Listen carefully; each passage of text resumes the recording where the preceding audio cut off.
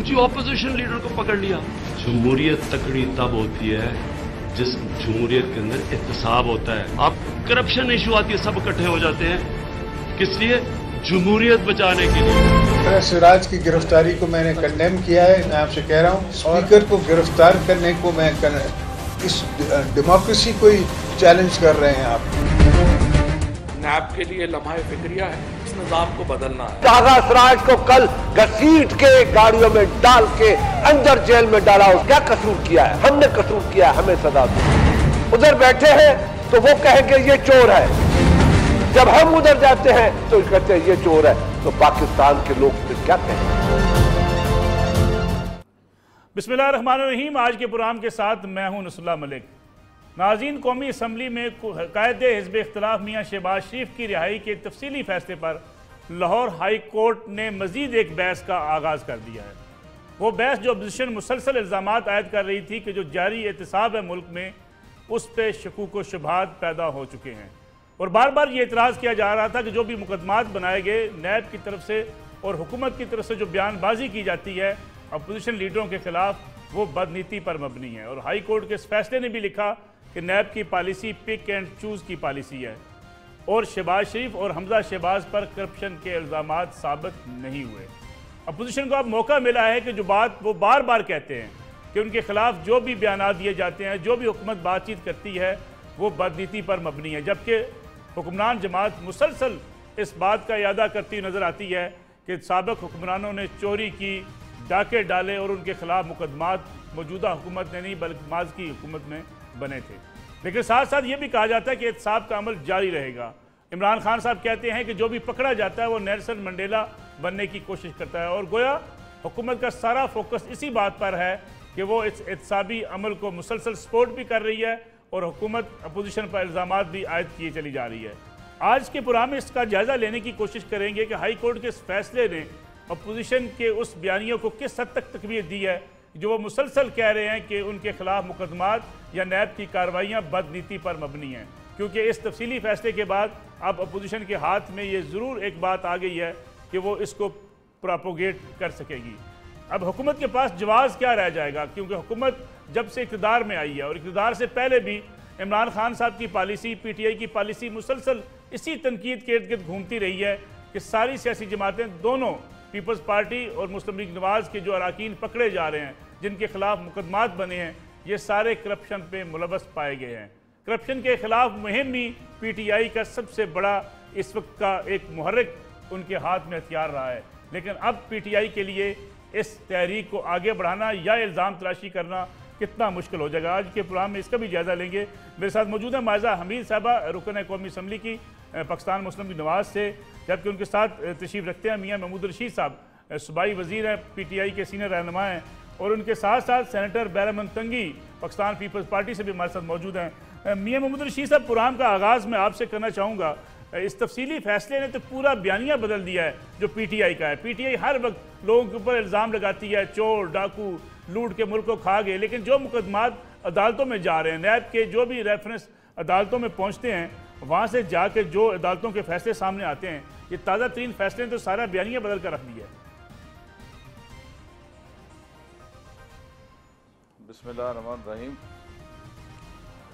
मलिक साहब, पहली बात तो ये है कि अदालतें जो भी फ़ैसला करें वो फ़ैसला करने में आज़ाद हैं। उनके सामने जो भी हक़ाइक़, शवाहिद और मुकदमे की जो तफसीलात आती हैं उसके मुताबिक वो अपना फ़ैसला करती हैं। लेकिन मैं आपकी इस बात से मुत्तफ़िक़ नहीं हूँ कि एक हाई कोर्ट के एक फ़ैसले से पूरा बयानिया बदल गया और पूरा यकसर मंजर ही चेंज हो गया और जितने ये चोरी डाके के इल्ज़ाम थे सब धुल गए और ये नीट क्लीन होके सारे बाहर निकल आए, पवित्र हो गए, सारे पाक साफ हो गए। मैं इससे एग्री नहीं करता। अभी ये मुकदमात चल रहे हैं।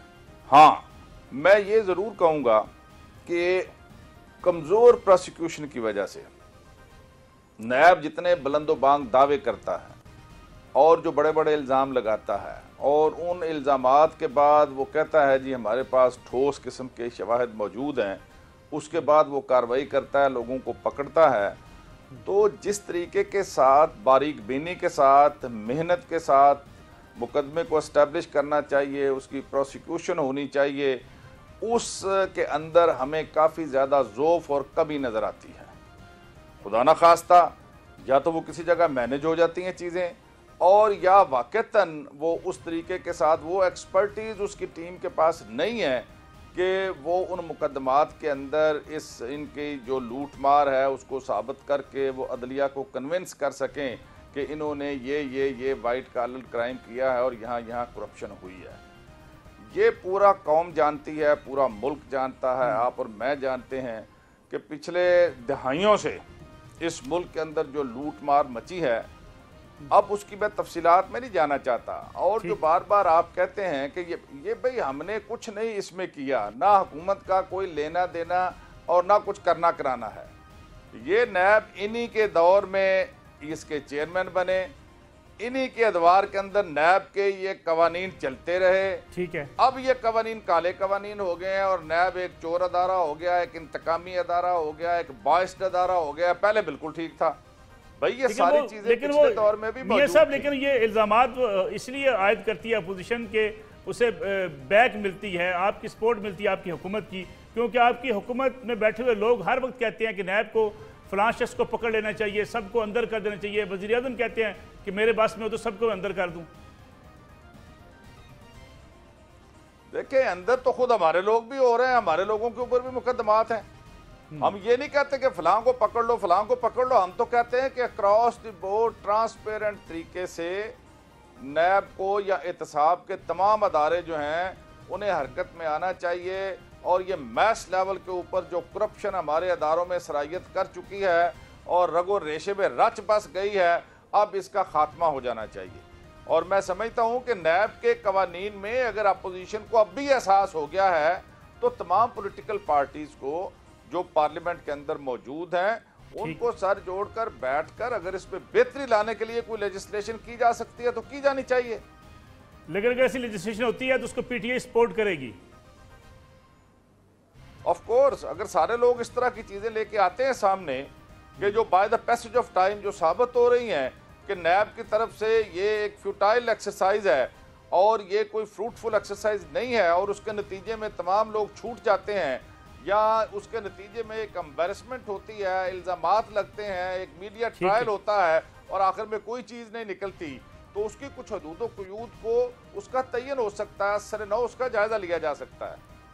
ठीक है मायदा हमीद, ये जो फैसला आया कि जो कहा गया कि पिक एंड चूज़ की पॉलिसी है नैब की और ये बदनीति पर मबनी है क्योंकि बदनवानी साबित नहीं हुई, आप ये बदनीति किसे समझती हैं, किसकी तरफ इशारा किया जा रहा है लाहौर हाई कोर्ट के फैसले में?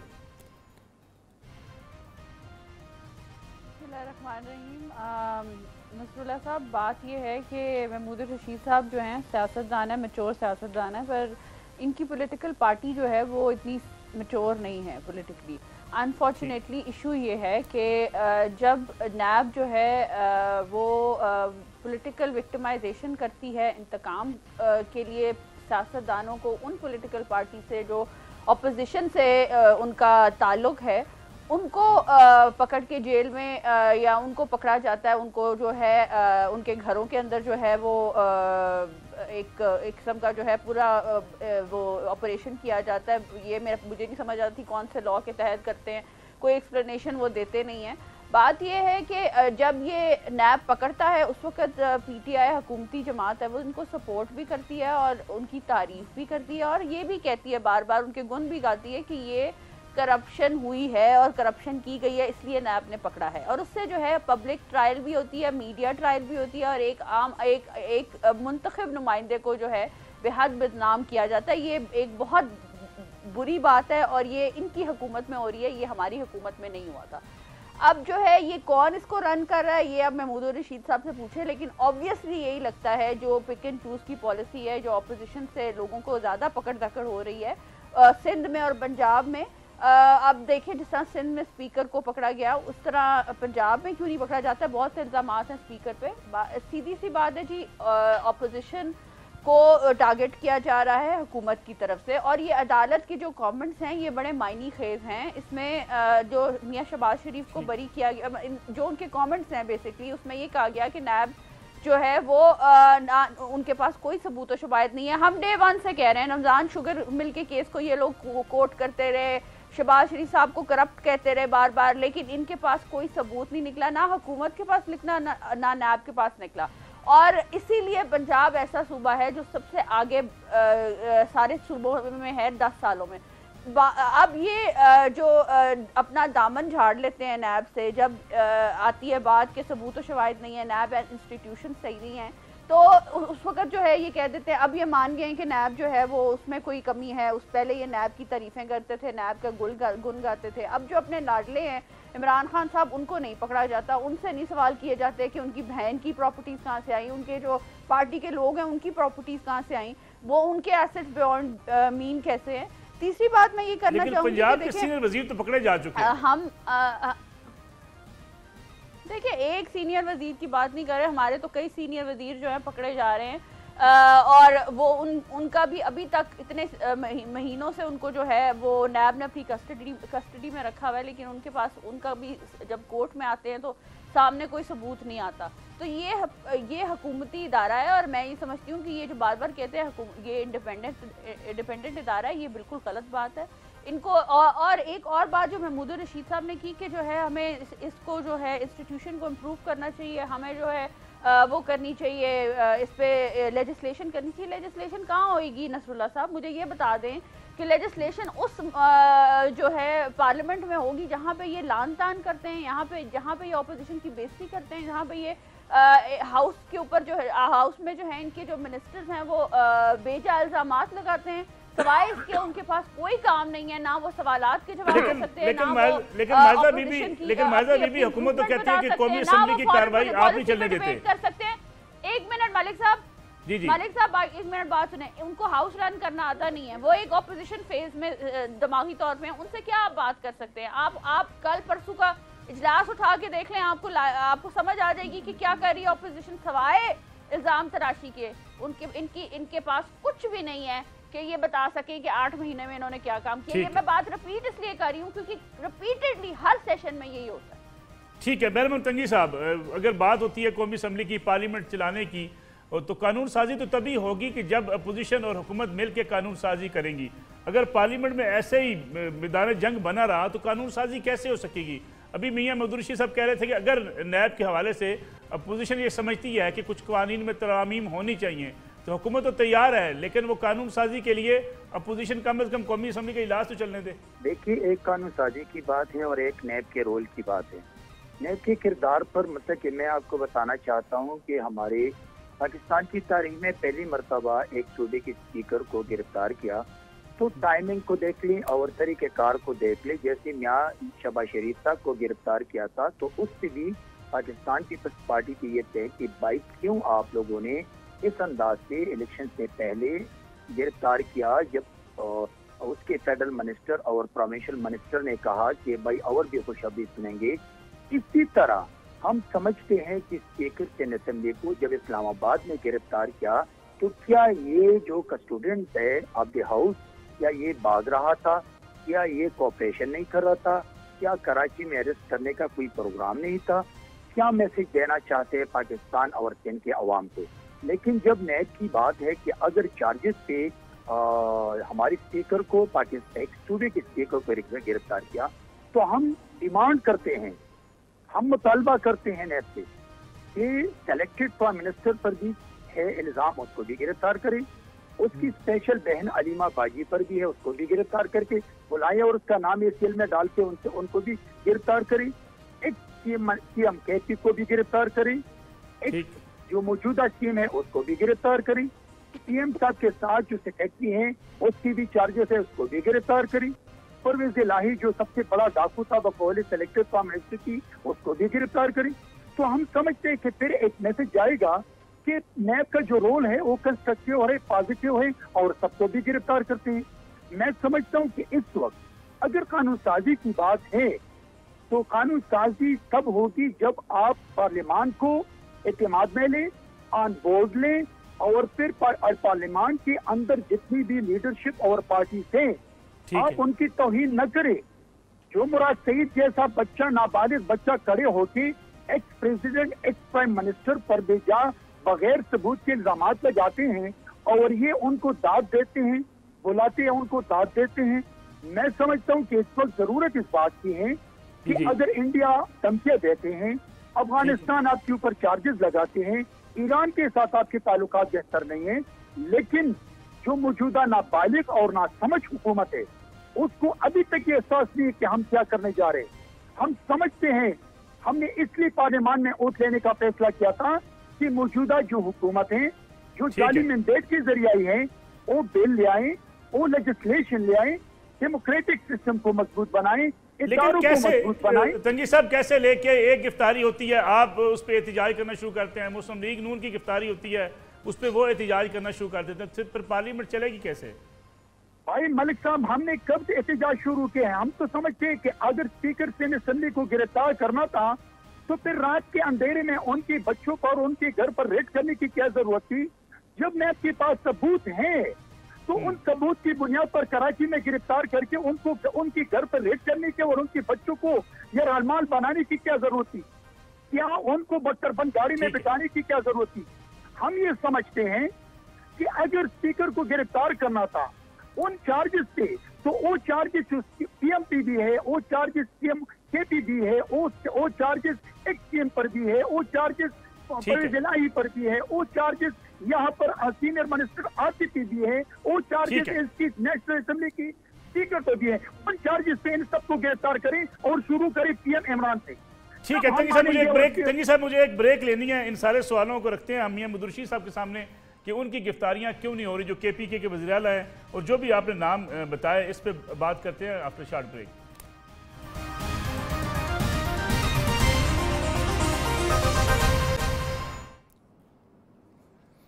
पुराम एक बार फिर खुश आमदेद। मियां मुदर्शी साहब, ये बात तो काफ़ी हद तक यानी वजन रखती है कि सिर्फ एक अलीम खान साहब की गिरफ्तारी है, बाकी जितने लोगों के ऊपर इल्ज़ामात हैं, अभी जो तंगी साहब बात कर रहे थे केपीके के वज़ीर आला, वहाँ के परवेज़ खटक साहब पे इल्ज़ामात हैं, इमरान खान साहब की हमशीरा के ऊपर इल्ज़ामात हैं, उनकी तो किसी की गिरफ्तारी ना हुई, ना किसी से पूछ हुई। देखें, मैं नहीं समझता कि इमरान खान साहब की हमशीरा जो हैं वो कभी पॉलिटिक्स में रही हैं। उनके पास क्या कभी कोई पब्लिक ऑफिस रहा है? आया कभी कोई मिनिस्टर, वजीर आला या प्राइम मिनिस्टर रही हैं या चीफ मिनिस्टर रही हैं? इन्हें बात करते हुए भी शर्म नहीं आती कि ये बात क्या कर रहे हैं? यानी एक खातून जो अपना बिजनेस करके वो सारा कुछ करती है, उसे एफबीआई ने जो जुर्माना डाल दिया कि जी ये आपके एसेट्स के ऊपर ये जुर्माना बनता है, वो पे कर रही हैं, उसका मुकाबला उन पेशावर लोगों से आप कर रहे हैं जो दहाइयों से इक़्तिदार में है और लूट के मजे, उन्होंने लूट मार का माल इकट्ठा किया हुआ है। अगर इसी तरह से आपने मुकाबलाबाजी करनी है या इमरान खान के ऊपर आप इल्ज़ाम तराशी कर रहे हैं, इमरान खान तो पहली दफ़ा इक़्तिदार में आए हैं, वो तो ना कभी मिनिस्टर रहे हैं, ना वजीर आला रहे हैं, ना वजीर आजम रहे हैं। अब उसका मुकाबला आप जरदारी साहब से करो कि जरदारी साहब के ऊपर इतने केसेज हैं जी, इमरान खान के ऊपर क्यों नहीं बने? तो ये तो बड़ी मज़का खेज बात है। मैं महमूद रशीद साहब, इधर एक छोटा सा मेरा सवाल आपसे। सलमान शहबाज तो हुकूमत में कभी नहीं रहे, उनको नैब बुला के पूछ रही है कि आपके दादा के बिजनेस क्या करते थे, जरा उनकी तफसीलात बता दें।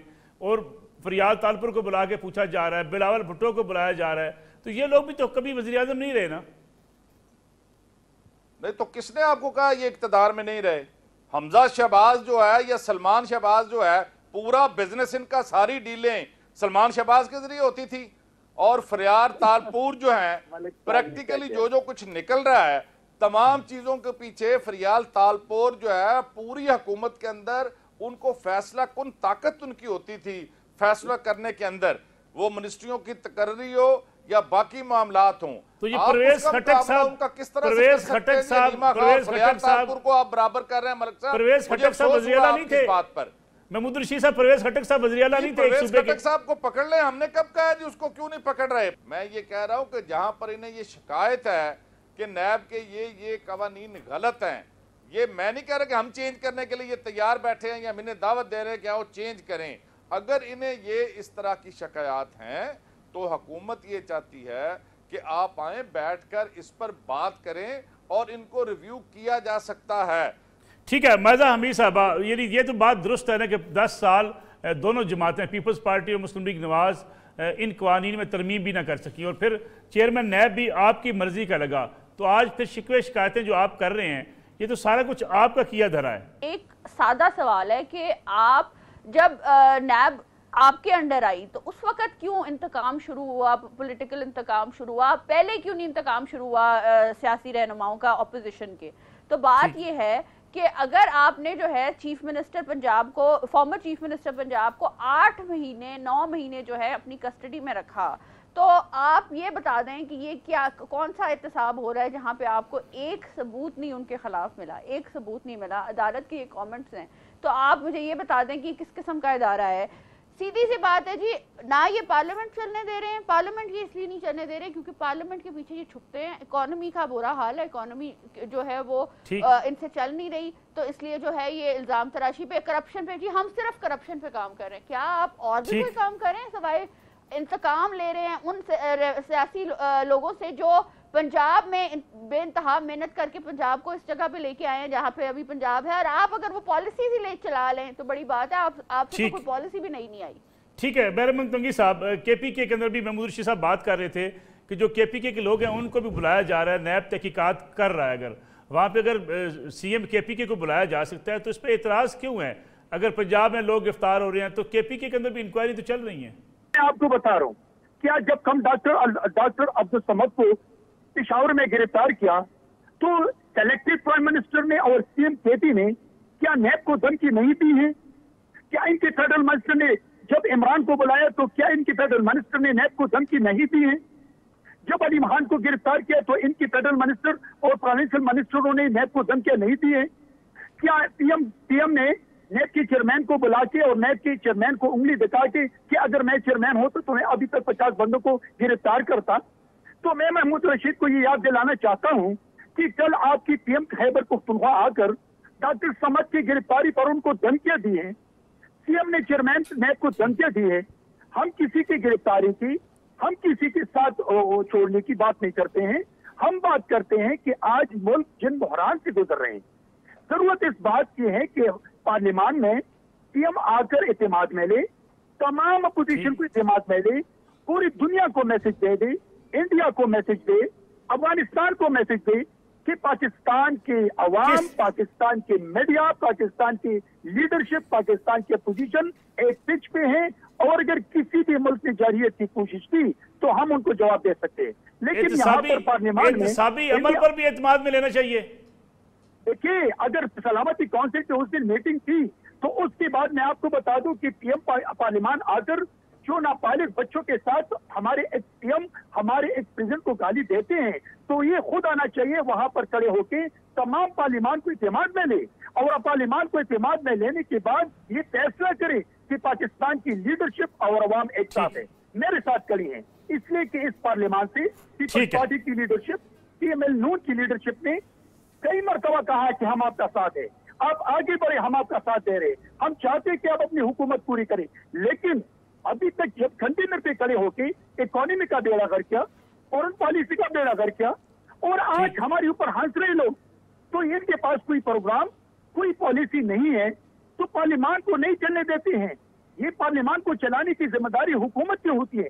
हुकूमत की जिम्मेदारी है कि ये पार्लियामान को चलाएं और अपोजिशन को ऑन बोर्ड ले।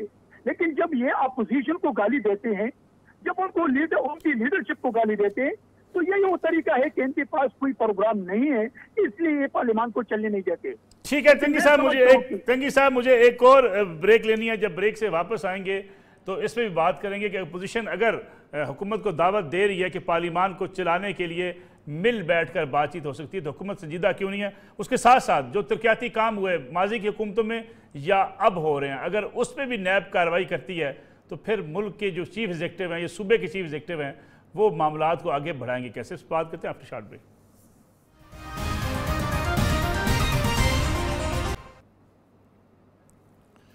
प्रोग्राम में एक बार फिर खुश आमदेद। महमूद रशीद साहब, ये बताइएगा कि क्या हुकूमत की जिम्मेदारी ज़्यादा नहीं है कि वो पार्लियामेंट को चलाने के लिए एक बार फिर अपोजिशन जमातों के पास चली जाए, उनके साथ बैठे और एक लाएअमल तय करे ताकि पार्लियामेंट अपना किरदार अदा कर सके? लोगों के मसाइल तो बढ़ते चले जा रहे हैं, हुकूमती कारकर्दगी पे सवालात उठ रहे हैं। साथ साथ ये भी बताइएगा, जो खास तौर पे एक केस था शहबाज शरीफ साहब का, एक रोड बनाने का, एक पुल बनाने का केस, अगर किसी इलाके में पुल बना के चीफ एग्जीक्यूटिव को ला के कटहरे में खड़ा कर दिया जाएगा तो आज आपकी हुकूमत, आपके वज़रा काम कैसे करेंगे? कल तो आप भी कटहरे में खड़े होंगे। देखिए मलिक साहब, पहली बात तो मैं ये करना चाहता हूँ, ये सोलंकी साहब बार बार उसको कहते हैं नाबालग बच्चा, नाबालग बच्चा। शख्स जो इलेक्ट होके आया पार्लियामेंट के अंदर, आप बार बार उसे इस तरह की बात करते हैं, ये किसी तौर पर भी इखलाकी लिहाज से दुरुस्त बात नहीं है। अब सुन ले मधुशी साहब को, फिर मौका मिलेगा बात करने का। मैं ये समझता हूँ मलिक साहब, जी प्लीज।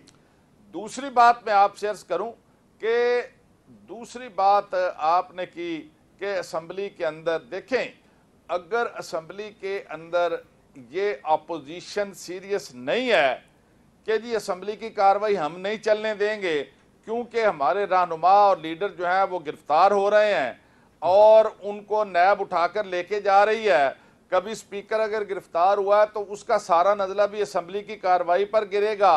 कोई शहबाज शरीफ गिरफ्तार हुआ तो असेंबली की कार्रवाई नहीं चलने दी जाएगी, कोई और गिरफ्तार हुआ तो असेंबली हम जाम कर देंगे। ये कोई रवैया और तरीका नहीं है। आप एहतजाज जरूर करें। मैंने जैसे पहले कहा कि नैब अगर 10 साल तक ये काले कवानीन नैब के ये इनको टेकअप कर लेते और इनको रिव्यू करते और अकाउंटेबिलिटी बिल एक, ये दोनों बड़ी पार्टियां इख्तिदार में थी, 5 साल वो 5 साल ये एक दूसरे की करप्शन को छुपाने के लिए एक दूसरे को प्रोटेक्ट करते रहे। नैब ने पिछले 10 सालों में किसी एक बड़े मेगा करप्शन के केस में भी प्रोसीड नहीं किया, जो इस बात का सबूत है कि ये दोनों पार्टियां एहतसाब में संजीदा नहीं थी, नहीं हैं और ना आइंदा होना चाहती हैं। लेकिन हुकूमत के एजेंडे के अंदर ये बात सरे फहरिस्त है कि जिसने भी इस मुल्क और कौम को लूटा है उसके लिए कोई माफी नहीं होनी चाहिए। उसको नैब हो, बाकी तमाम अदारे हो, मिलकर न सिर्फ उनकी करप्शन को बेनकाब करना चाहिए बल्कि करारे वाकई सजाएं मिलनी चाहिए उन। लेकिन महमूद रशीद साहब, एक नाला अगर बनाया सीएम पंजाब ने, शहबाज शरीफ साहब ने, उस पर अगर नैब केस बना देगा तो फिर कैसे काम आगे चलेगा? एक सूबे का चीफ एग्जीक्यूटिव एक नाला नहीं बना सकता, उस पर भी कोर्ट ने फैसला दे दिया। मैं बताता हूं आपको। जी आप मुझे मलिक साहब, कितने अफसोस की बात है कि आप ये कह रहे हैं एक नाला बना दिया तो क्या बात है।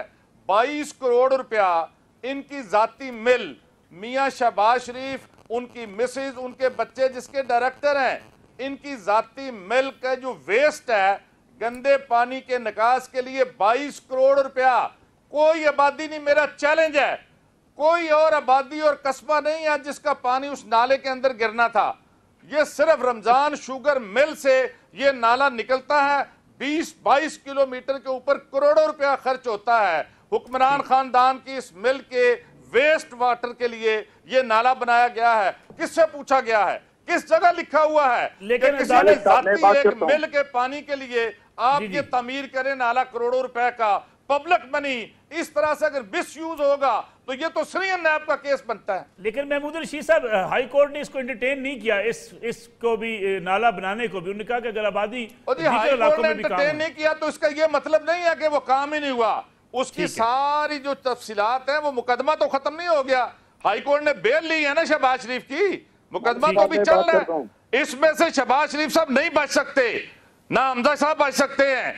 ये मैंने खुद ये केस सारा स्टडी किया हुआ है। 22 करोड़ रुपया इनकी शुगर मिल की वेस्ट के लिए हुकूमत का पब्लिक मनी जो है, लोगों के टैक्स के पैसे जो हैं वो इसके ऊपर लगाए गए हैं। किसकी इजाजत से लगाए हैं? किसने लगाए हैं? ये बादशाह सलामत है कि अवाम का पैसा जिधर चाहे अपनी जाती जरूरियात के ऊपर खर्च करते रहे? मैं आता हूँ चंकी साहब, आपकी तरफ आता हूँ। मायदा हमीद साहबा, ये जो फैसला है जमानतों की 2 अलग अलग दरखास्तों पर जो अलग तफसीली फैसला है, इससे लगता है कि नैब की अब कार्रवाइयों में कुछ कमी आएगी, कुछ रिलीफ मिलेगा? दूसरा ये भी बताइएगा कि जब कोई फैसलों में आपको रिलीफ मिलता है तब मुस्लिम लीग नवाज बड़ी खुश होती है, जब सजाएं होती हैं या फैसले खिलाफ आते हैं तब क्रिटिसिज्म बहुत ज़्यादा होता है आपका अदालतों के खिलाफ।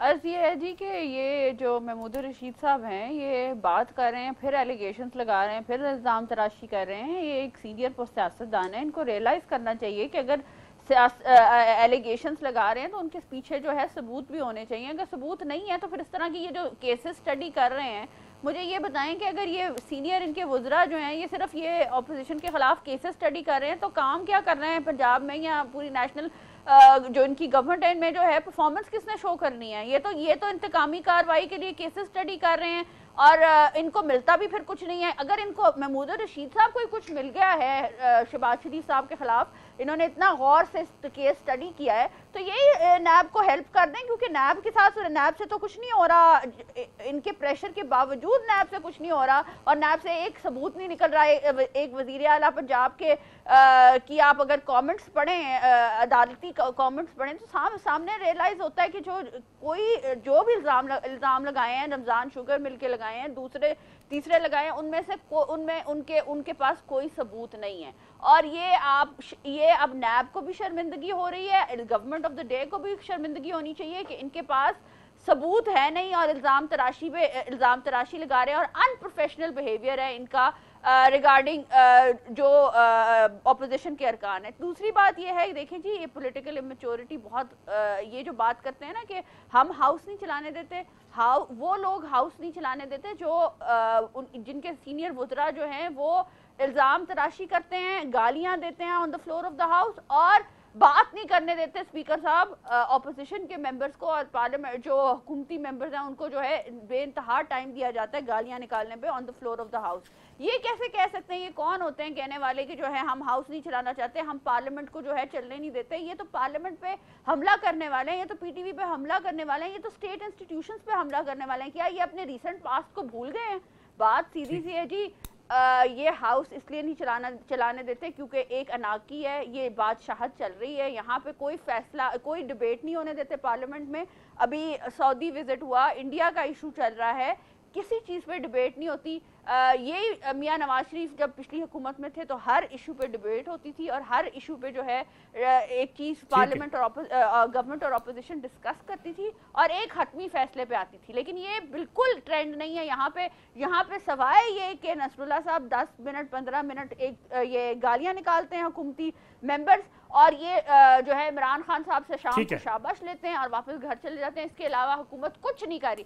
तीसरी बात ये देखिए जी, ये बात कर रहे हैं, आपने बात की ये इसकी जो एक इल्ज़ाम लगाया जा रहा है, ये जो अब इसका चीफ मिनिस्टर शहबाज साहब पे, मुझे ये बता दें कि जो BRT पेशावर में इन्होंने खोदी हुई है उसकी कोई जो है वो नहीं है, उस पर कोई जो है नैब काम नहीं कर रही। हुकूमत जो है खुद काम कर ले ना, अपना खुद एहतसाब कर ले और देखें कि वहाँ पे क्या काम किया, जो इंफ्रास्ट्रक्चर बनाया है, जो एजुकेशन का काम किया, जो हेल्थ का काम किया, वो तो शहबाज शरीफ साहब ने किया। इन्होंने तो एक इनिशिएटिव नहीं लिया। मैं बार बार बात रिपीट इसलिए कर रही हूँ कि महमूद रशीद साहब वही बात दोहराते जा रहे हैं कि इल्ज़ाम तराशी की सियासत करेंगे तो हमारी जो फोकस है वो इकोनॉमी पे, इंफ्रास्ट्रक्चर पे, हेल्थ पे नहीं रहेगा सिर्फ, और फॉरेन पॉलिसी पे नहीं रहेगा सिर्फ। एक इल्ज़ाम तराशी की सियासत हो रही है, यहाँ पे डे वन से इल्ज़ाम तराशी की सियासत हो रही है। ये सियासत नहीं चलेगी। और ये मैं आपको बता दूं कि ये अपोजिशन मेंबर्स को इनकी हुकूमती मेंबर प्रोवोक करते हैं, उनको तंग करते हैं ताकि वो बोले, जिस तरह अभी पीपल्स पार्टी के मेंबर बोल रहे हैं। अगर बदतमीजी की जाएगी तो हर कोई बोलेगा, अगर उनके लीडरों को गालियां दी जाएगी तो हर कोई बोलेगा। हर किसी को आजादी राय का जो है वो हक है। पार्लियामेंट में on the floor of the house हम एहतजाज करेंगे जब हमें जो है बेजा गालियां दी जाएंगी। ठीक है। बहरहाल तंगी साहब, आगा सराज दुरानी की गिरफ्तारी किसी बड़ी गिरफ्तारी का पेश खाना है, अगर ऐसी गिरफ्तारी होती है तो फिर पार्टी का लाएमल क्या होगा? देखिए मलिक साहब, मैं आपको एक बात बता दूं, गिरफ्तारी, जेल जाना, ये पाकिस्तान पीपल्स पार्टी रोज़ अव्वल से आप देख रहे हैं कि हमारी लीडरशिप, मेरी लीडर को यहाँ सिंधी में शहीद किया गया था, मेरी शहीद बीबी को शहीद किया गया था और मेरी बीबी की शहादत पर ही मेरी लीडर ने पाकिस्तान कत्ते का नारा लगाया था। मेरी लीडर को 11 साल जेल में बंद करके हमने पाकिस्तान का और पाकिस्तान कार्ड का नारा लगाया था। लेकिन अब तो सिंध कार्ड की बात भी कर रहे हैं ना। देखिए, जब सिंध की कार्ड की बात उस वक्त थी जब मेरी बीबी को शहीद किया गया, उसी वक्त हमने पाकिस्तान कत्ते का नारा लगाया था। हम गिरफ्तारियों का हम मुकाबला करते हैं, हम अदालतों पे इत्मीनान करते हैं, हमने अदालतों के फैसले को माना है। लेकिन मैं महमूद रशीद को ये बात दिलाना चाहता हूँ कि हम वो अपोजिशन नहीं करते हैं कि हमने पार्लियामेंट पे लानत भेजी है। हम पार्लियामेंट पे लानत नहीं भेजते। इस पार्लियामेंट को मजबूत बनाने के लिए और आईन को मजबूत बनाने के लिए पाकिस्तान पीपल्स पार्टी और दूसरी पार्टियों ने बहुत बड़ी कुर्बानियां दी है। देखिए मलिक साहब, अगर हमारी बड़ी गिरफ्तारी होती है या हमारी छोटी गिरफ्तारियां होती है, पाकिस्तान पीपल्स पार्टी सिस्टम को पर यकीन रखती है। हम सिंध के स्पीकर को गिरफ्तार करके उनके साथ जुल्म किया है, अनकॉन्स्टिट्यूशनल है, पाकिस्तान की तारीख में पहले ऐसा नहीं हुआ है। हम इसकी मजम्मत करते हैं और हम समझते हैं कि पाकिस्तान को ऐसी चलने नहीं देते हैं। ये नाअहल नालायक हुकूमतें पाकिस्तान को नुकसान दे रहे हैं। ठीक है तंगी साहब, आपका बहुत शुक्रिया। महमूद रशीद साहब आप तशरीफ लाए, आपका बहुत शुक्रिया। मायजा हमीद साहब आपका बहुत शुक्रिया। नाज़रीन जी आज का प्रोग्राम था, कल इंशाल्लाह आपसे फिर मुलाकात होगी। इजाज़त दीजिए, अल्लाह हाफिज़।